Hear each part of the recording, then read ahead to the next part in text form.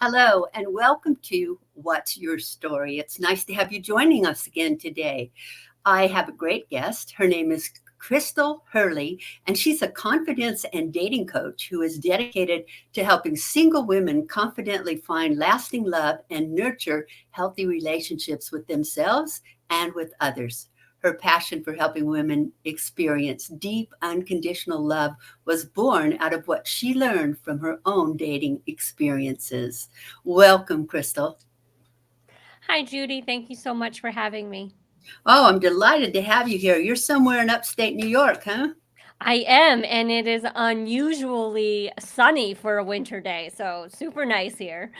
Oh, that's great. Yeah, it's been cold here, and it's never this cold, but we're not here to talk about the weather. We're here to talk about you.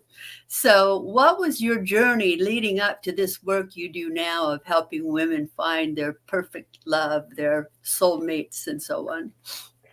Well, the more I think about it, it's been a long journey. I started studying psychology about 18 years ago. I can't believe I'm saying that. And I had several like entry level jobs with my bachelor's in psychology. Mhm. And then I found this master's program. I read the description once and I was like, this is what I am meant to do. And it was for mental health counseling. So I got licensed to be a therapist, and I've worked with a variety of adults, children, families, a variety of what would- diagnoses and symptomology.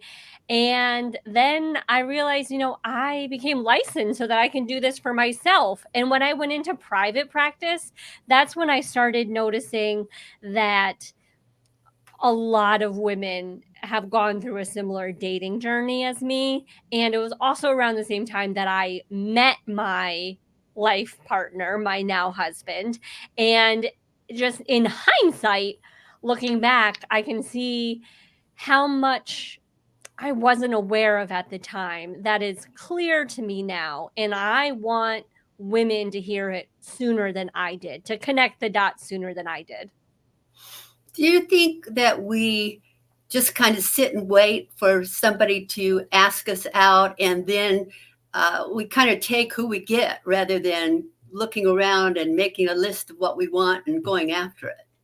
That just gave me goosebumps, you saying that, because yesterday I was thinking about like the three core messages I want women to hear. And I want them to hear build your self confidence, don't settle for less than you want, be patient. And the third one is make life happen. Don't wait for it to happen to you, because that's when we feel like we don't have control, or we should take what comes to us, and that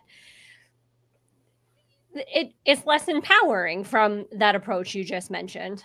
Yes, but so many women are taught not to be assertive, not to be aggressive, not to go after, that person that they want, but sit and wait, right? That is so true. And I think that there's some fear of rejection.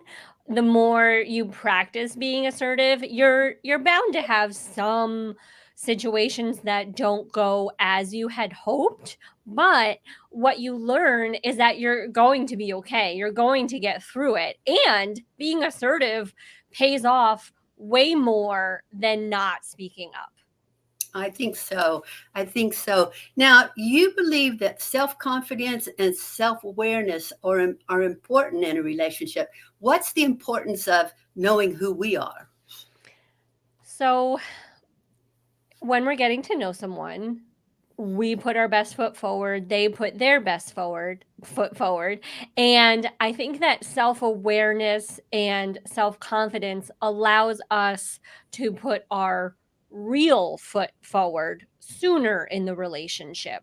When we are doing what we think the other person is going to like, we might even say to ourselves, I am being myself. But if we don't actually fully know ourselves, we might think we're putting ourselves out there, only to learn later, like, that's not really me. And then we go through a period of changing and growing.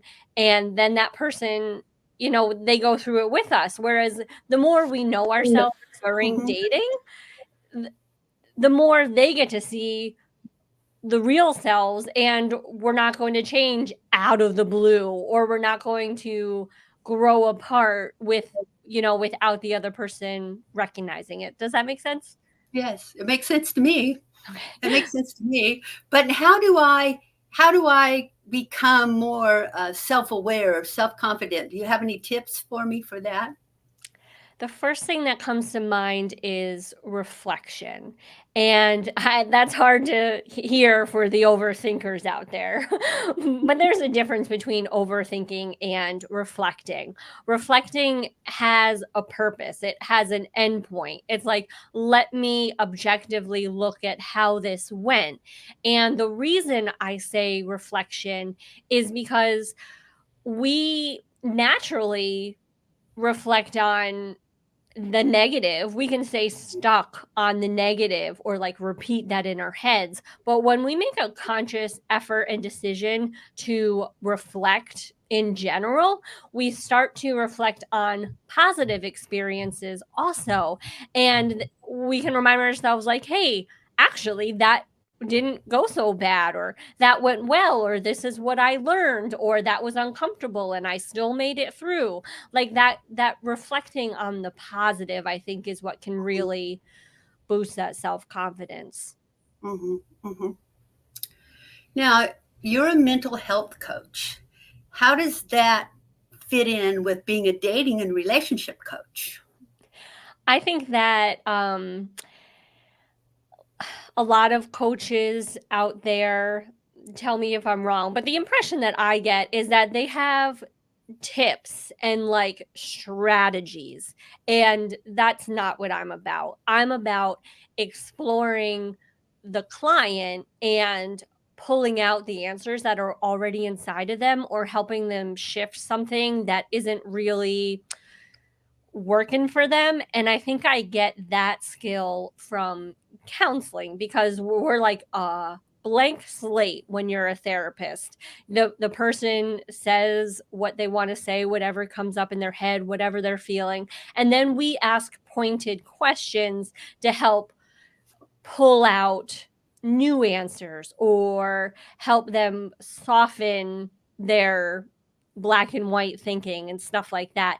So my coaching method is more to pull out the authentic you, the version of you that is confident, the version of you that knows that I believe in you, so you can take the risk of believing in yourself. And I think that is how it helps me coach Mm, yeah. women. Yeah. What about women like myself who are older and then your partner dies, or you end up in a divorce after 50 years or something? How does that woman go about getting back in? This is not for me. I know how to do it. How does that woman go about having the confidence and the self awareness to go back into the dating world when she hasn't done it for 50 years? Oh, that is so difficult, and I think that I can imagine what it's like, but I know that I cannot fully imagine what it's like. I want a woman in that position that's listening to this to not feel like a failure and not feel like they're starting back at square one, even though I know that that is the initial feeling, like, oh, I'm starting back at square one.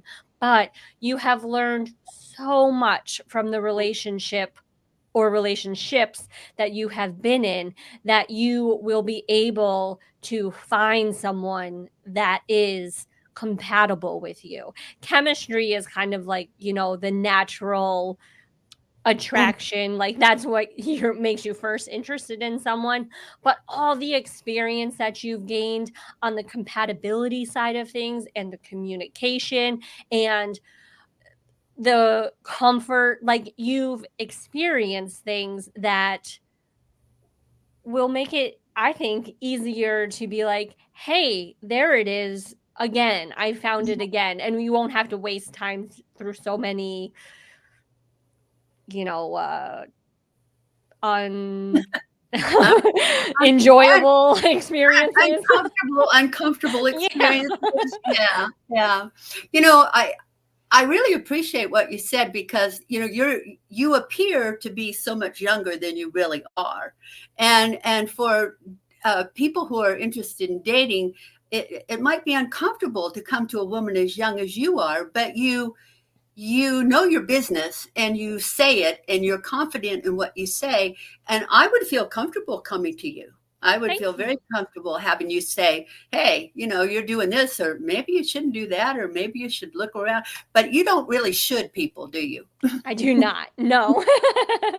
But I believe that you already have the answers in you, and that is a huge compliment that you gave me, so thank you so much. One thing I like to tell people is that I actually am divorced. I got married at a very young age, and the marriage was very short. So it is entirely different than someone that has been married to their soulmate for their whole lifetime. But that divorce is when I realized the importance of marriage. We grow, we age, we get wiser, and experiences that, no matter how different they are, like the experiences we go through, all teach us things and shape us. And I like to pull out what you've learned from your experiences because you are wise. That's very good advice. Now, what is a lesser known fact about you that you believe has shaped your life and shaped the work that you do? Well, I mentioned I was married young, and they like to say I was issued my first marriage. So if anyone's been in the military, they know what I'm about to say. But So you for you were in the military. yes, I Yes. was in the United States Marine Corps for 4 years straight out You of high do not school. look like a Marine. You do not look my idea of a Marine. I get that a lot, yes. But thank you. And so you were issued your husband. Yes, I was issued my first marriage. And I was in for 4 years, and I was at a station where over the 4 years, the most women there were at one time was 12. It was usually more like 4 to 6, and there was over 1,000 men. So I didn't realize it at the time. I knew that it was a unique situation, but considering what I do now, I do think that it gave me a unique perspective on how to talk to men and see men in their natural habitat. Yeah. Oh, yes, I would think so. That had to be an incredible experience. It was. It shaped me, and I do miss it very often. That's interesting. That's interesting. John, our producer here, he's an ex-Marine too. So I know he's sitting there cheering you on, because he loves his Marine life. Semper Fi, John. So you're going to be speaking at the Women Thrive Conference, March 18th to 23rd, I think it is. And what are you going to speak about there? My talk is titled From Swipe to Soulmate Dating Insights for, I'm sorry, Expert Insights for Dating Success. And my concept, I touched on it briefly here, but we'll be talking about how dating and meeting someone is much more about chemistry. It's even more than chemistry and compatibility. There's also skills to develop and confidence to build within yourself in order to find that unconditional love, but also not settle for anything less than what you want in your life. I'm going to attend that. I'm back in my single world again. I'm going to come and listen to you. Thank maybe you. I'll get some good advice this time. Thank you. It's interesting to go through relationships as you get older. You start realizing that what you look for in the first person probably is not what you're looking for now. My mother Absolutely. My mother was married 3 times. Once when she was very young, and then her husband was killed, and then she married my father and was married for like 30 years, and then he died, and then she married my dad's best friend. And she was so funny. She used to say she married the first time for money, the first time for looks, the second time for love, and the third time for money, and the last one was the best. She would always say that. And she was like 67 when she married him, but we laughed so hard that she would always say, first it was love, then it was no, first it was looks, then it was love, then it was money. That was her story. It sounds like your mom got real with herself, and money is important. Yeah, I would imagine after that first marriage with her husband dying when she had 4 little babies, Oh, I'm sure that she learned how important money was at that time. absolutely. And then she was married to my dad for a very long time, and they had me. And so I kind of witnessed this incredible marriage that she had. And I think that has a difference in what we do in relationships, doesn't it? Absolutely. Yes. I find a vast majority of my clients didn't receive, not that they had a bad childhood, they probably had a good childhood, and they weren't neglected, but there were these like emotional dynamics where maybe their family didn't physically show affection or a lot or something, or they encouraged to play by themselves a lot. Like there's these like seeing the parents meant well, but there can be these dynamics that teach us these beliefs about the way things work. And now that we're adults, we get to be like, hey, that didn't work so well for me, and analyze it and change how we feel about it. Exactly, exactly. Wow, this has been so fun talking to you. You're such a brilliant young woman, and so smart, and uh, you just gave me all kinds of ideas. And I'm not going to air my personal desires on television, but I am going to come and listen to your speech. And I think the people out there should know they can get a free ticket to the Women Thrive conference, Yep. because if they just go to the is it the website? Is it the URL? Whatever it is that John just put on the bottom. If you just go there, you can get a free ticket, and they can upgrade and pay if they want to, but they can get a free ticket. So I think it's good for our audience to know that, because there's 52 incredible speakers that are going to be there in those few days. Yeah, I'm And super excited to see you talk. yeah. Oh, thank you. And what an honor to be included, because I understand there were a couple thousand people that applied to speak at this conference. So it's a big thrill for me, and I know for you too. Thank you so much for being here with us today. It's always such a pleasure to spend time with you. And I hope you'll come back and be with us again sometime real soon. Same to you, Judy. Thank you so much. Thank you. Bye-bye. And thank you for joining us today. I just love Krystle. She is so smart and so wise and gives such great advice. So we're going to put up how you can get in touch with her. I forgot to ask her how you can be in touch with her, but we'll just put something on the screen here just in case that you want to contact her. Okay? So thank you for joining us. We'll see you soon.